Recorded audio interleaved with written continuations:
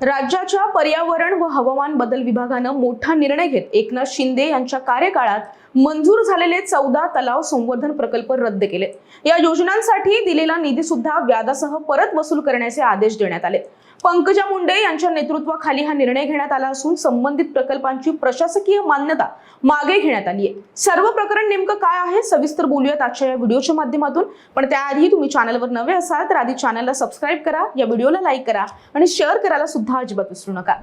नमस्कार, मी शुभांगी, कॅमेरा मागे आहे मनोज मांडवकर आणि तुम्ही पाहत आहात घेऊन टाक। राज्यातील पर्यावरण आणि हवामान बदल विभागानं एक महत्त्वाचा निर्णय घेत तलाव संवर्धनाशी संबंधित काही प्रकल्पांना स्थगिती दिली आहे। माजी मुख्यमंत्री एकनाथ शिंदे यांच्या कार्यकाळात मंजूर झालेल्या या योजनांचा आढावा घेतल्यानंतर त्या रद्द करण्याचा निर्णय घेण्यात आलाय। या प्रकल्पासाठी आधीच वितरित करण्यात आलेला निधी सुद्धा परत मागवण्यात येणार असून तो व्याजासह वसूल करण्याचे निर्देश देण्यात आले। पर्यावरण विभागाकडून ही माहिती अधिकृतपणे देण्यात आली आहे। भाजप नेत्या आणि मंत्री पंकजा मुंडे यांच्या नेतृत्वाखालील विभागानं एकूण 14 तलाव संवर्धन प्रकल्पांची प्रशासकीय मान्यता मागे घेतली आहे। या निर्णयामुळे राज्यातील जलसंधारण आणि पर्यावरणीय उपक्रमांवर मोठा परिणाम होण्याची शक्यता आता व्यक्त केली जाते। पर्यावरण विभागाच्या एकूण 14 प्रकल्पांपैकी 11 प्रकल्प एकनाथ शिंदे यांच्या कार्यकाळात मंजूर झाले होते, तर उर्वरित 3 प्रकल्प महाविकास आघाडी सरकारच्या काळात मंजूर झाले होते। या सर्व योजनांची एकत्रित किंमत सुमारे 280 कोटी रुपयांच्या आसपास होती आणि यापैकी जवळपास 73 कोटी रुपये आधीच वितरित करण्यात आले होते, जे आता व्याजासह परत घेण्याचे आदेश देण्यात आले।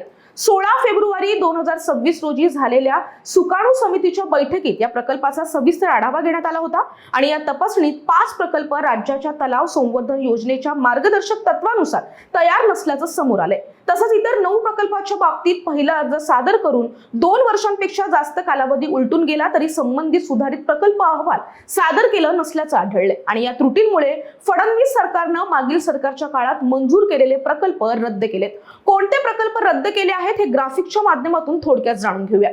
कोणते प्रकल्प रद्द झाले? माजी मुख्यमंत्री एकनाथ शिंदे यांच्या काळात मंजूर झालेले 11 तलाव संवर्धन प्रकल्प आता रद्द करण्यात आले। यात लातूर मधील मुक्तेश्वर, समतानगर आणि औसा तलाव, रायगड मधील कर्जत येथील वडप तलाव, बीड मधील परळीचा परमपोक तलाव तसेच अलिबाग मधील बेलोशी तलाव यांचा समावेश आहे। आणि याशिवाय जळगाव जिल्ह्यातील चाळीसगाव परिसरातील कळमडू, विसापूर, देवळी आणि ब्राह्मण शेवगे हे तलाव सुद्धा याच यादीत आहेत।